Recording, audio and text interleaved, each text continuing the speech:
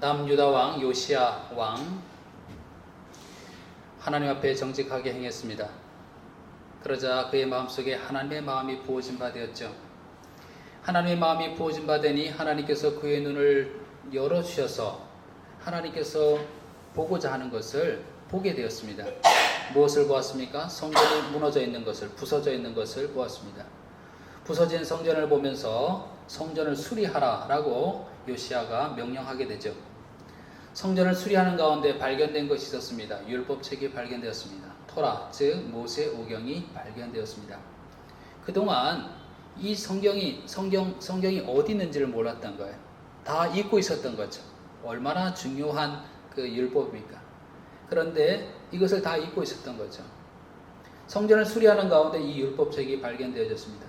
율법책의 내용을 듣는 가운데 그 요시야가 자신과 그의 백성이 하나님 앞에 어떤 죄를 지었는지를 그 죄에 대해서 깨닫게 되고 죄에 대해서 통회하게 됩니다. 요시야는요, 더 나아가서 정말 하나님의 말씀에 비춰서 하나님의 뜻이 무엇인지 하나님의 말씀을 더 알기를 원하는 마음을 가지고 또 묻습니다. 이런 요시야 왕의 모습을 통해서 우리는 무엇을 배우게 됩니까? 우리가 범죄하게 될 때에 또 우리의 마음이 소원해지고 영적으로 무뎌지고 무감각해지고 이렇게 되게 될 때에 우리가 하나님께로 돌이켜 하나님 말씀을 듣고 하나님께로 돌이켜 나와야 된다고 하는 것을 알게 됩니다. 하나님께서 이 요시야 왕에게 이렇게 얘기하고 있습니다. 너가 듣고 마음이 부드러워져서 여호와 앞 곧 내 앞에서 겸비하여 옷을 찢고 통곡하였으므로 하나님의 말씀 앞에서 내 자아가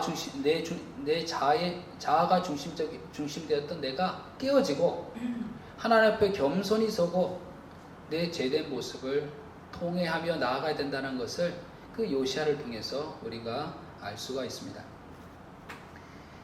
오늘 본문의 말씀을 보게 되면요, 이렇게 회개함으로 하나님 앞에 나아갔던 이 요시야의 회개가 실제적으로 어떻게 나타나느냐, 실행되고 있느냐라고 하는 것을 오늘 본문이 보여주고 있습니다. 그래서 오늘 말씀을 보면 오늘 말씀의 제목을 그렇게 명명한 것과 같이도 참 회개가 무엇인지를 요시야를 통해서 우리가 보게 됩니다. 여러분 참 회개가 일어났다는 것을 뭘 보면 알 수 있을까요? 이럴 수 있잖아요. 어떤 모임에서, 예배 모임에서, 집회 모임에서 아무개가 정말 은혜를 받았어. 회개의 은혜를 받았어. 만약 그런 얘기를 한다 그러면 뭘 보고 그러는 걸까요?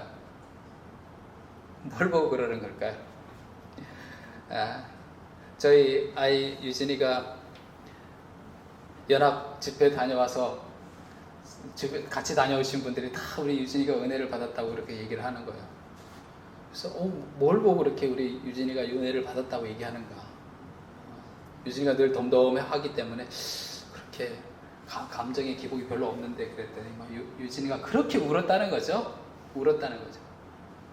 그러니 사람들이 보게 되면요, 많이들 회개의 은혜를 받았다는 것을 무엇을 보면서 그렇게 생각하냐면 우는 것을 보고 그러는 거예요. 우는 것을 보고, 저 사람이 예배 도중에 막 울어, 기도 도중에 막 울어.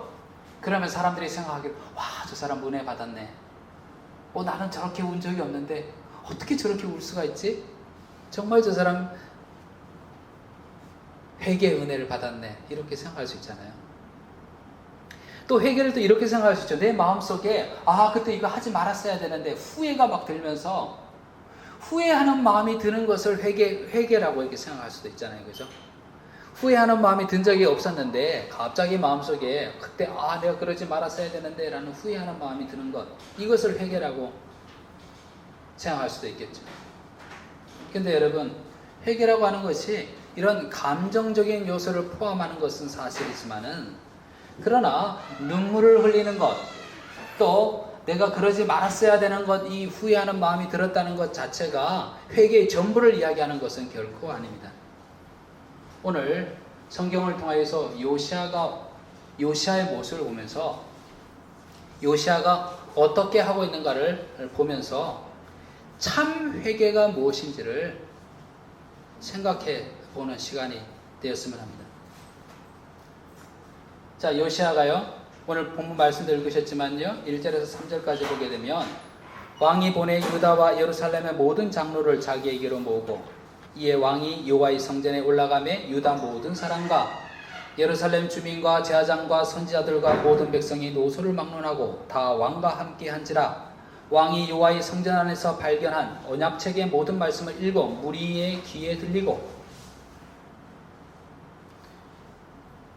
성전에서 발견된 이 율법책을 백성들을 다 모은 후에 그들에게 이 율법의 말씀을 들려주게 됩니다.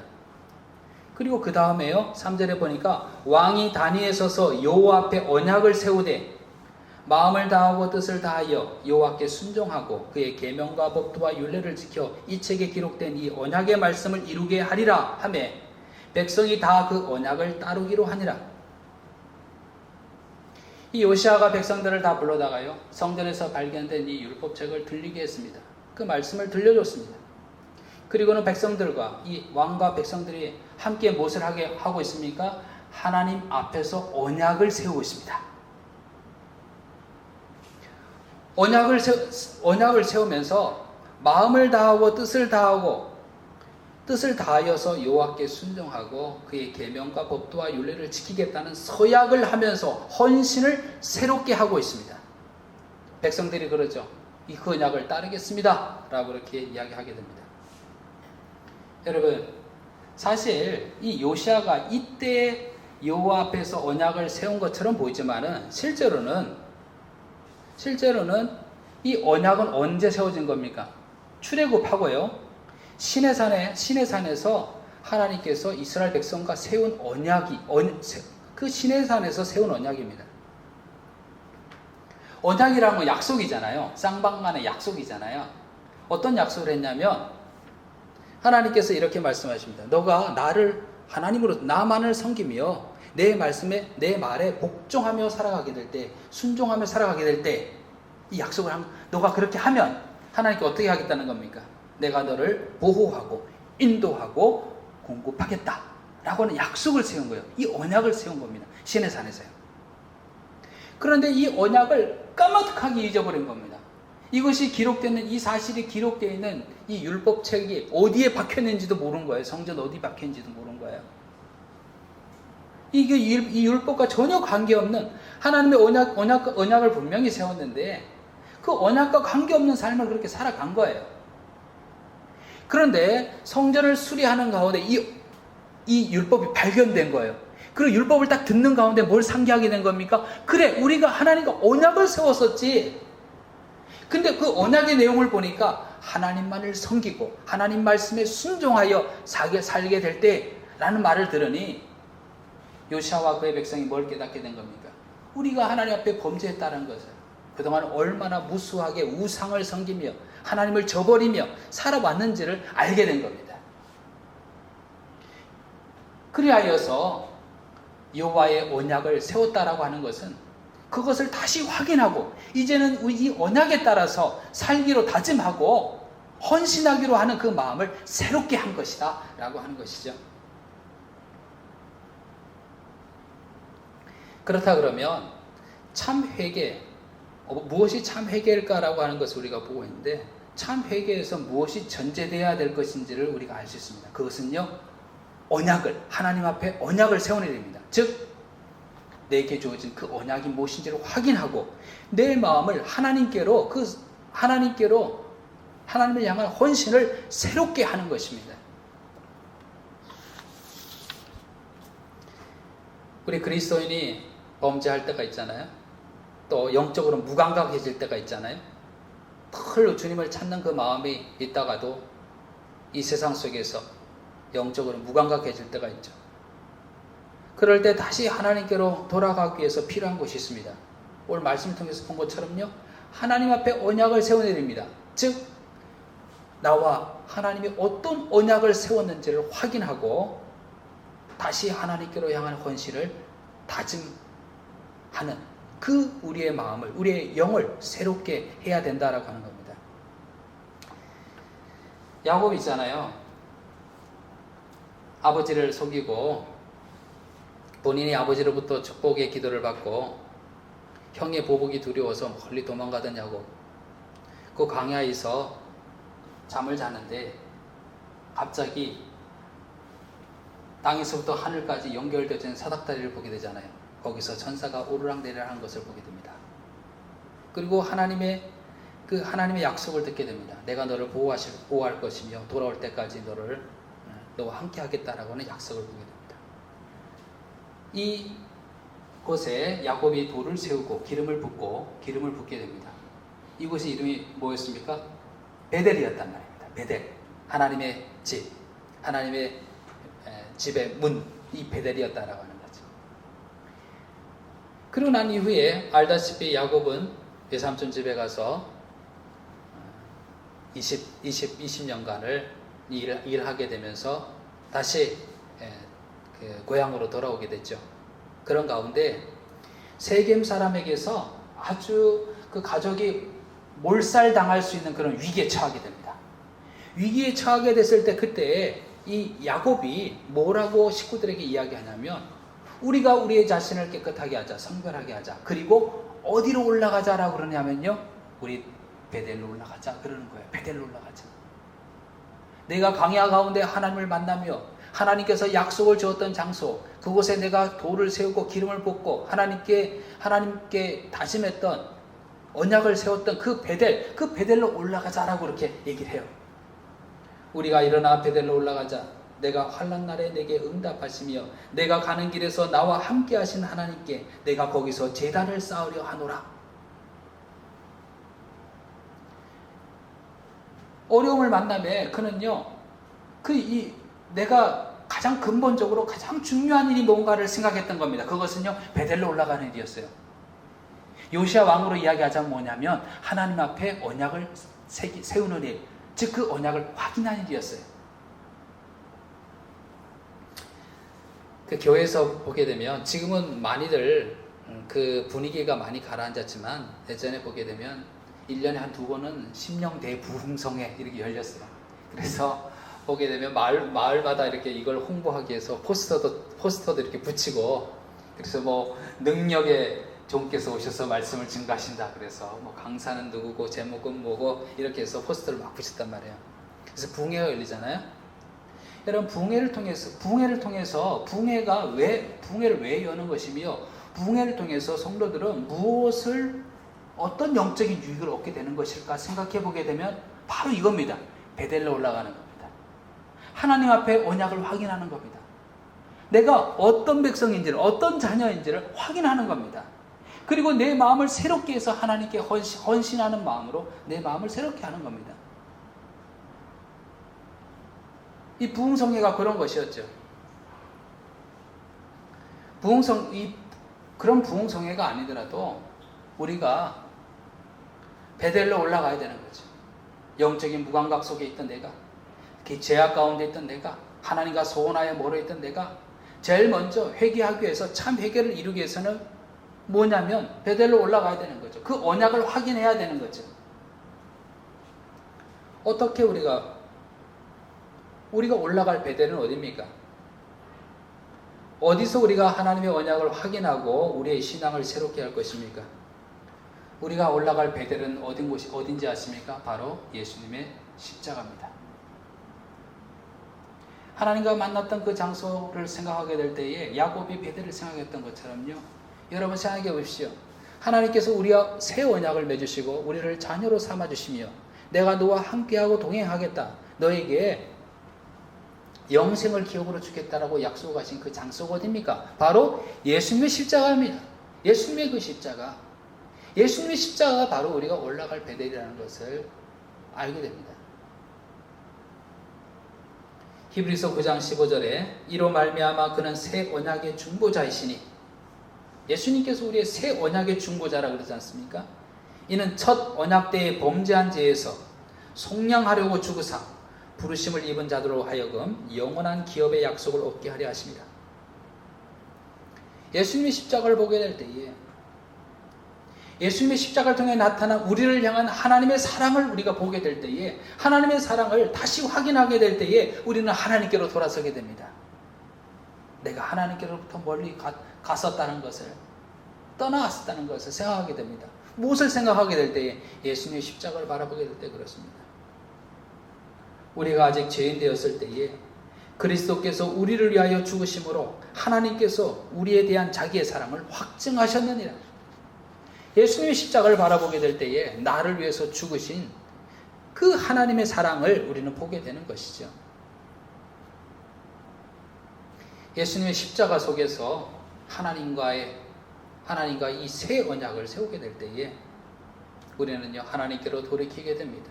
하나님께로 회개하여 회개를 시작하게 되는 것입니다. 그리고 바울처럼 그 십자가 안에서 우리를 향하신 하나님의 사랑을 확증하면서 바울처럼 이렇게 고백하게 되겠죠. 내가 그리스도와 함께 십자가에 못 박혔나니 그런즉 이제는 내가 사는 것이 아니요 오직 내 안에 그리스도께서 사시는 것이라.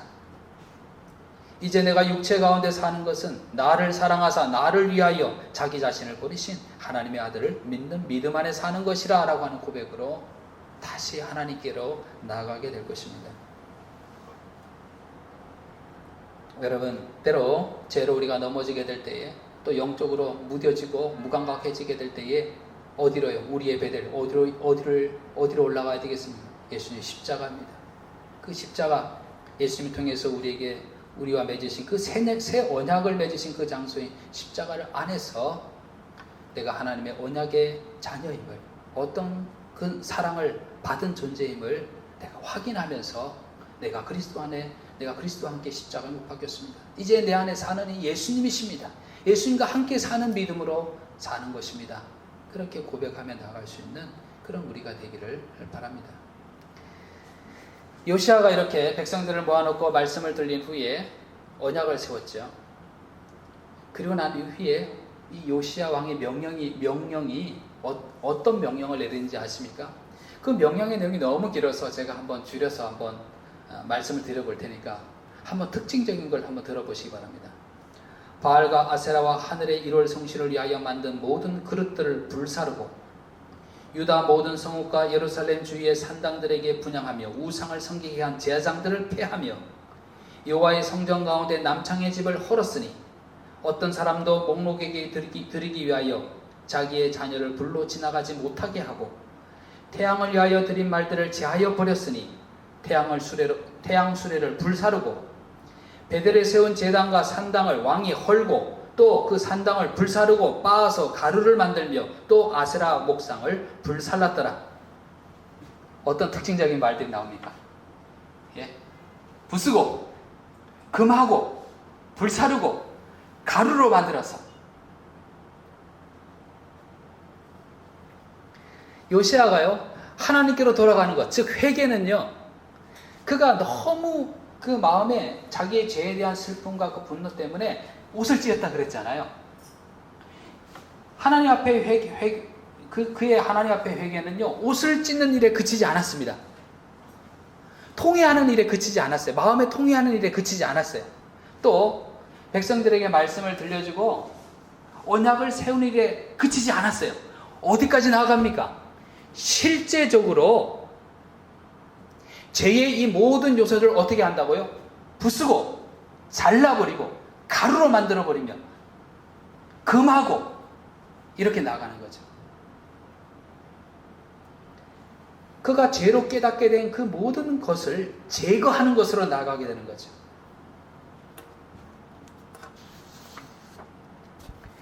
하지 말았어야 할 일을 금하고 세우지 말았어야 될 것을 헐어내고 하나님께 반하여서 쌓아 올렸던 모든 것을 불살라버립니다. 어떻습니까? 요시아의 회개는요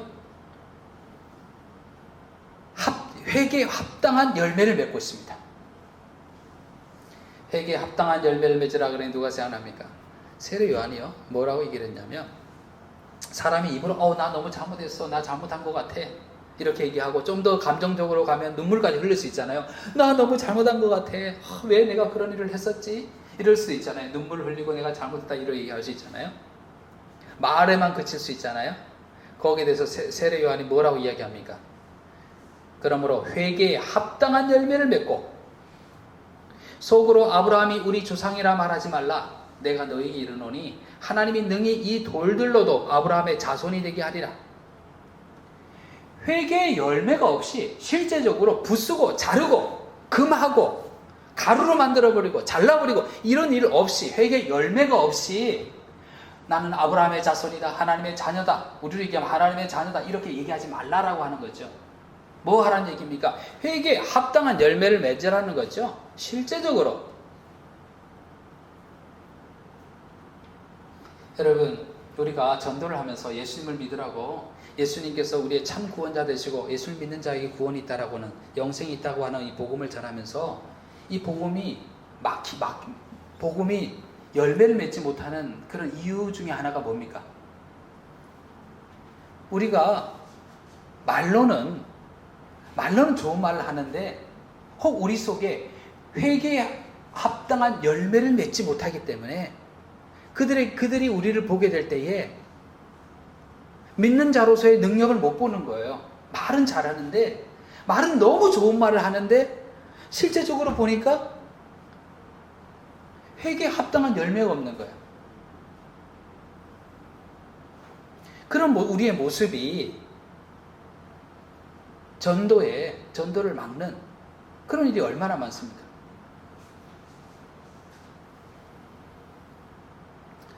제가요, 다큐멘터리를 하나를 보는데, 사람들이 좀 나이가 들어갈수록 저는 다큐멘터리를 좋아합니다, 이렇게 한 이유를 지금 좀 알겠어요.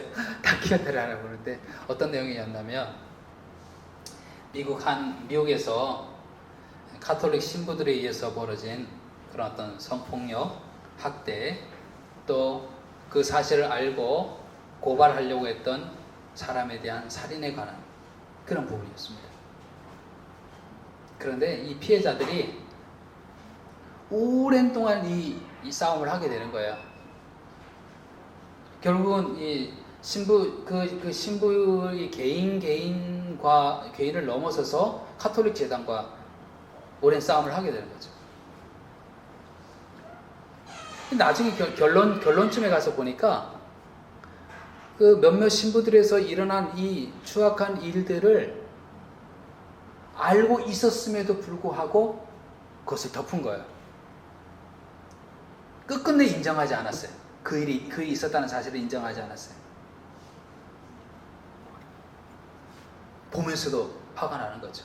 같은 종교인으로서 화가 나고.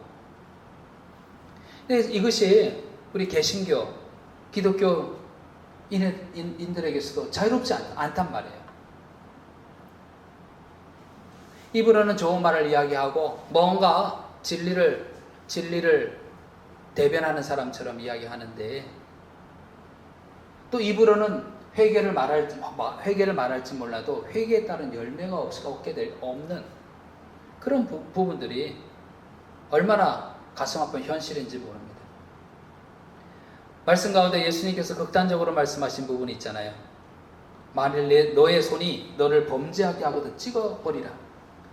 장애인으로 영생에 들어가는 것이 두 손을 가지고 지옥 곧 꺼지지 않는 불에 들어가는 것보다 나으니라. 만일 내 발이 너를 범죄하게 하거든 찍어버리라. 다리 저는 자로 영생에 들어가는 것이 두 발을 가지고 지옥에 던지는 것보다 나으니라. 왜 이렇게 예수님이 극단적으로 얘기했을까요?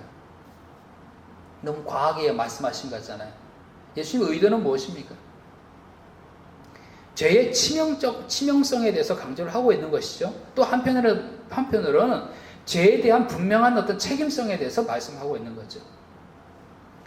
여러분, 참 회개라고 하는 것은 뭡니까? 생각해 보게 되면 그것은요, 우리가 눈물을 흘린 것 이상입니다. 우리가 하나님 앞에서 내 언약을 확인하고 나는 하나님의 자녀입니다라고 하는 것을 확인하는 것 이상입니다.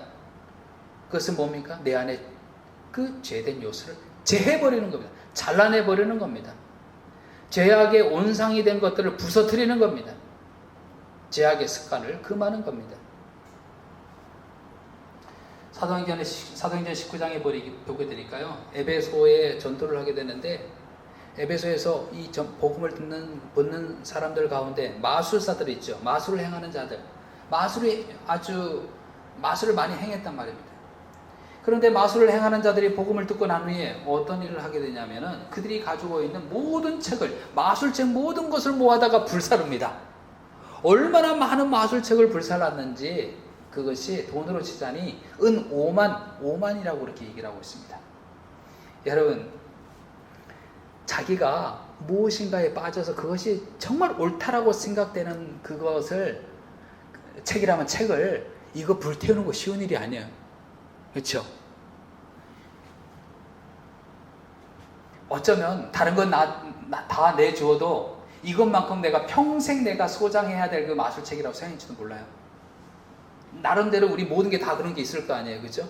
음악을 사랑하는 사람은 뭐 CD일 수도 있겠고, 또 뭐 어떤 다른 것을 모으는 사람은 그거일 수 있겠죠. 이거를 불사른다는 거는 자기 전부를 내어주는 거죠. 자기 인생의 그동안의 인생을 부인하는 것과 같은 거란 말이죠. 그런데 복음을 듣고 난 후에 마술사들이 어떻게 합니까?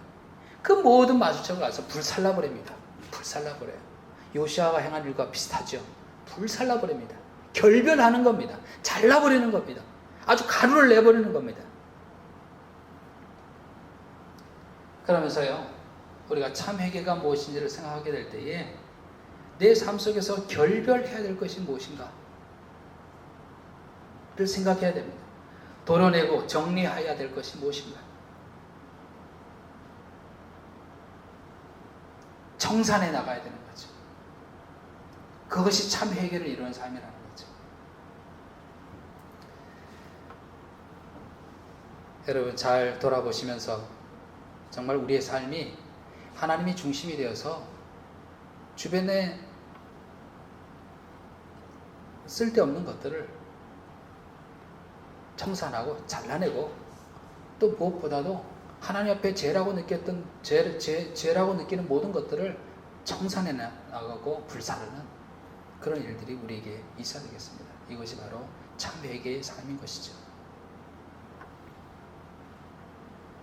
자, 이렇게 요시아가 백성들과 함께 정말 죄에 대해서 동의하고 하나님 앞에 언약을 세우고 죄의 요소를 불사르고 부서뜨린 모습을 보게 되면 그 다음에 어떻게 진행될 것 같을까요? 이 정도 했으면 어떻게 될 것 같아요? 하나님께서 이제 용서하시리라 이렇게 나올 것 같잖아요. 그죠? 용서하시리라. 마치 패턴처럼요. 그런데 이후에 하나님께서 어떻게 하신지 아십니까? 먼저 하나님께서는 요시아를 인정하십니다. 인정하시면서 어떻게 얘기하시면요, 요시아와 같이 마음을 다하며 뜻을 다하며 힘을 다하여 모세의 모든 율법을 따라 여호와께로 돌이킨 왕은 요시아 전에도 없었고 후에도 그와 같은 자가 없었더라. 요시아를 인정하고 있죠. 하나님께로 그렇게 돌이킨 자가 없었다라고 인정하고 있습니다. 근데 그 다음 뭐라고 얘기하고 있습니까? 26절에 보게 되면, 그러나 여호와께서 유다를 향하여 내리신 그 크게 타오르는 진노를 돌이키지 아니하셨으니 이는 므낫세가 여호와를 경노하게 한 그 모든 경노 때문이라. 여호와께서 이르시되 내가 이스라엘을 물리친 것 같이 유다도 내 앞에서 물리치며 내가 택한 이 성 예루살렘과 내 이름을 거기 두리라 한 이 성전을 버리리라. 하나님께서는요, 그 진노를 돌이키지 않겠다라고 그렇게 얘기하고, 북이스라엘이 멸망한 것처럼 남유다도 그렇게 하겠다라고 이야기를 하고, 이 예루살렘과 성전을 버리겠다라고 그렇게 말씀하십니다. 이 말을 들으니까 하나님, 이게 패턴이 이런 패턴이 아닌데요? 우리가 잘못했을 때 하나님, 내가 이렇게 전심으로 이렇게 회개하고 그러면 하나님 용서해 준다라고 하는 것이 성경의 패턴이 아닌가요? 이렇게 하셔야 되는 거 아니에요? 라고 생각을 할 수 있잖아요. 하나님은요, 이 요시아의 회개를 받으셨어요. 그 진심을 받아들이셨어요. 그럼에도 불구하고 유다를 향한 진노를 돌이키지 않았습니다.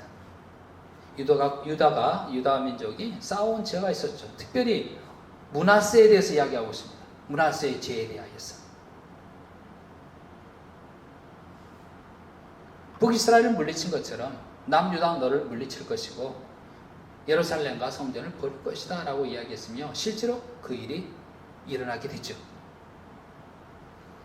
여러분, 유다 백성의 입장에서 하나님 억울합니다. 저희가 이렇게 회개했으면, 요시아가 백성과 함께 이렇게 얘기하기를, 하나님 이 정도로 정말 회개했으면 하나님 용서해 주셔야 되는 것 아닙니까? 라고 이야기할 수 있겠습니까?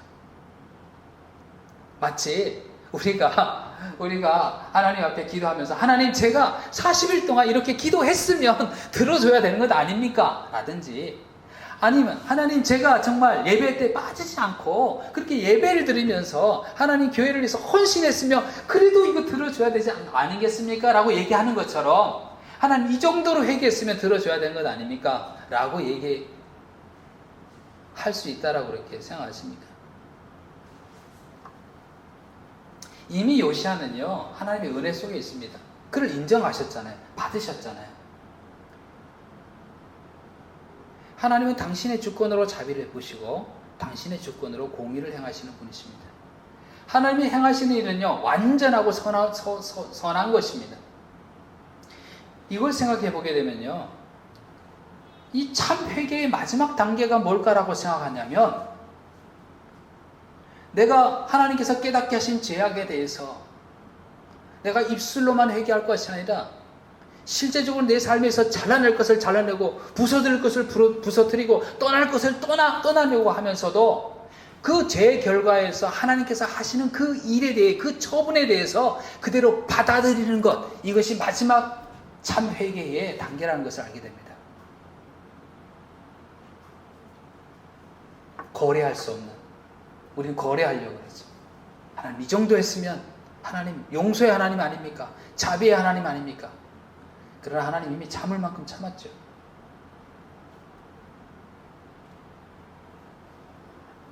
참 회개라고 하는 것은 결국 내가 범한 죄 앞에서 하나님의 처분을 겸허히 받아들이는 것이 참 회개라는 것을 알게 됩니다. 저는 어떤 그 뉴스를 보다가 화가 나는 그런 내용이 있어요. 어떤 게 내용이 있냐면 정말 사람에게 못된 짓을 많이 해놓고 난 다음에 그 일에 대해서 제가 사과드리겠습니다. 사과하면 다 끝나는 것처럼 그렇게 얘기하는 경우가 있어요. 사과하면 끝나는 것처럼. 정치인들 그런 경우 많잖아요. 그죠? 그냥 사과합니다. 국민들께 송구스럽게 생각합니다. 사과조차도 안 하는 사람도 있지만 사과하면 끝나는 걸로 알고 있어요. 그리고 난 다음에 누가 또 더 큰 소리로 얘기하면 그 다음에 뭐라 그러잖아요. 내가 이만큼 사과했으면 됐지 얼마나 더 하라는 얘기라고 이렇게 또 얘기를 한단 말이에요.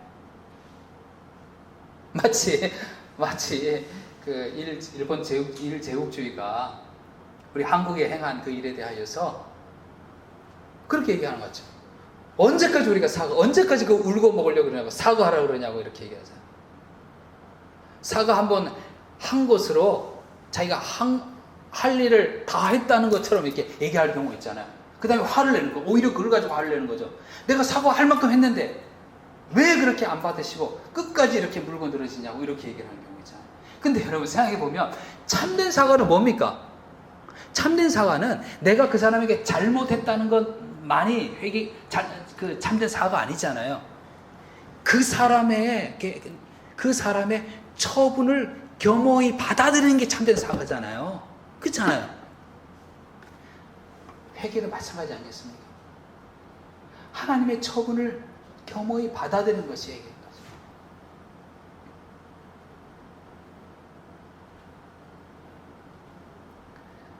요시아는 말씀드린 것처럼 이미요 하나님께서 그의 마음을 받으셨어요. 하나님의 이 은혜 속에 있습니다. 이미 우리가 내 죄에 대해서 깨달았다라고 하는 것 자체가, 그리고 그 죄에 대해서 깨닫고 내 거기서 돌이키고 잘라내고 거기서 떠나려고 했던 나의 삶 자체가 하나님의 은혜 속에 있는 겁니다. 그런 가운데 그 마지막 그 죄에 대한 처분을 하나님께 맡기는 것, 그리고 그 처분을 겸손히 받아들이는 것, 이것이 참 회개라는 것을 보게 됩니다. 오늘 본문을 통해서요 요시아가 자신과 그의 백성의 죄를 깨닫고 구체적으로 행한 그의 모습을 통해서 참 회개가 무엇인지를 보게 되었습니다. 참 회개는 무엇이었습니까? 하나님의 언약을 다시 확인하며 순종과 헌신을 새롭게 하는 것입니다. 우리가 하나님과 세운 그 언약을 다시 확인한 것 어디서 확인할 수 있습니까? 예수님의 십자가입니다. 우리를 위해서 자기의 몸을 아낌없이 주셨던 당신의 아들을 이 땅에 보내심으로 그를 죽게 하심으로 하나님 우리를 얼마나 사랑하는지를 확증해 보이셨던 그 장소, 예수님의 십자가 안에서요, 우리는 어떤 죄의 사함을 받았는지, 어떤 그 놀라운 구속의 은혜를 받았는지를 다시 우리가 확인하고 하나님 앞에 헌신을 다짐해야 되겠습니다. 또 참 회개는 무엇입니까? 내 안의 죄의 요소를 멸하는 겁니다. 잘라내는 겁니다. 불살라내는 것입니다. 입술만이 아니라 나로 죄를 짓게 하는 실제적인 요소를 도려내고 멸하는 것입니다. 떠나가는 것입니다. 그러니 우리의 삶에서 내가 청산하고 떠나가고 잘라내야 될 것이 무엇인지를 생각하고 거기서 돌이켜 나가야 됩니다. 그것이 바로 회개의 삶입니다. 세 번째로 뭘 얘기했습니까? 참 회개는 하나님의 처분을 겸손히 받아들이는 겁니다. 이미 죄의 깨달음을 주시고 거기서 돌이킬 수 있었다는 것은 이미 하나님의 은혜 속에 있습니다. 그러면서도 죄에 대한 하나님의 그 심판을, 하나님의 그 처분을 겸허하게 받아들이는 그것이 바로 참 회개라는 것을 깨닫게 되었습니다. 세례 요한도 그렇고요. 예수님께서도 처음으로 메시지 증거했던 그 메시지의 내용이 무엇이었습니까? 회개하라, 천국이 가까웠다 라고 하는 그런 말씀이었습니다. 회개하는 자가 천국을 경험하고 천국 안에 살게 될 것에 대하여서 말씀하신 것이었습니다. 삶을 살아가는 가운데 내가 하나님 앞에 범죄하고 하나님 앞에 내가 영적으로 무감각해지고 하나님 앞에 등져 있던 그런 나의 모습을 보면서 다시 돌이켜서 참 회개자로 다시 서서 하나님 앞에 나아갈 수 있는 그런 저와 여러분이 되시기를 간절히 축원을 드립니다.